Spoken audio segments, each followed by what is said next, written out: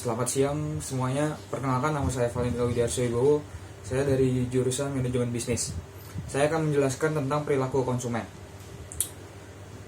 Konsumen adalah pihak yang melakukan kegiatan untuk menghabiskan atau memanfaatkan barang atau jasa.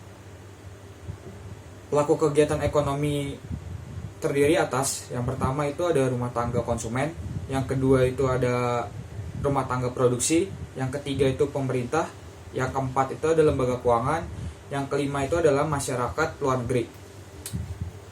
Berikutnya, setiap barang yang digunakan untuk memenuhi kebutuhan memiliki nilai, baik nilai pakai maupun nilai tukar. Nilai tukar itu ada 6 jenis. Yang pertama itu adalah teori nilai objek diantaranya. Yang kedua itu teori nilai pasar atau Hume and Locke. Yang nomor 3 itu teori nilai produksi Adam Smith. Yang keempat itu ada teori nilai tenaga kerja atau David Ricardo. Yang nomor 5 itu ada teori nilai biaya produksi atau Carey. Yang keenam itu teori nilai kerja rata-rata atau Carly Max. Yang berikutnya itu adalah teori nilai subjek diantaranya. Yang pertama itu teori nilai kepuasan. Yang kedua itu teori nilai Austria. Yang ketiga itu nilai batas.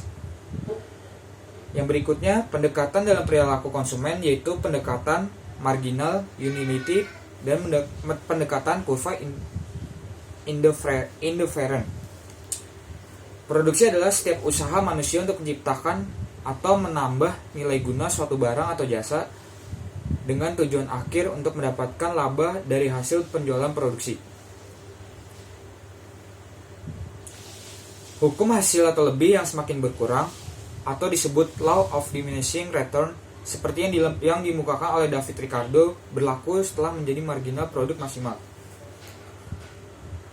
Produksi dibagi menjadi 3 sektor, yaitu yang pertama sektor produksi primer, meliputi barang ekstraktif dan agraris. Yang kedua itu sektor produksi sekunder, meliputi bidang industri dan perdagangan. Yang ketiga itu sektor produksi tersier, meliputi bidang jasa. Berikutnya itu adalah faktor produksi yang terdiri atas, yang pertama itu ada faktor produksi alam, yang kedua itu faktor produksi tenaga kerja, yang ketiga itu faktor produksi modal, yang terakhir itu faktor produksi pengusaha. Peningkatan produksi atau produktivitas dapat dilakukan dengan cara intensifikasi, ekstensifikasi, dan rasionalisasi. Diagram arus lingkungan kegiatan ekonomi, circular flow diagram, menunjukkan interaksi antara pasar input, pasar faktor produksi, dan pasar output, pasar yang menghasil produksi, serta sangat dipengaruhi oleh kebijakan pemerintah dalam lembaga keuangan dan masyarakat luar negeri. Peran konsumen meliputi, yang pertama itu sebagai pemakai barang, yang kedua itu penyedia produksi, yang ketiga memperlancar perputaran barang, dan yang terakhir penerimaan imbalan jasa atau penggunaan faktor produksi.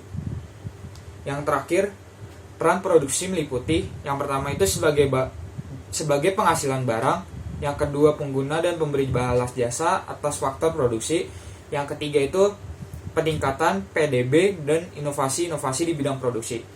Itu sekian presentasi dari saya mengenai ringkasan materi perilaku konsumen dan perilaku produsen. Sekian dari saya, terima kasih.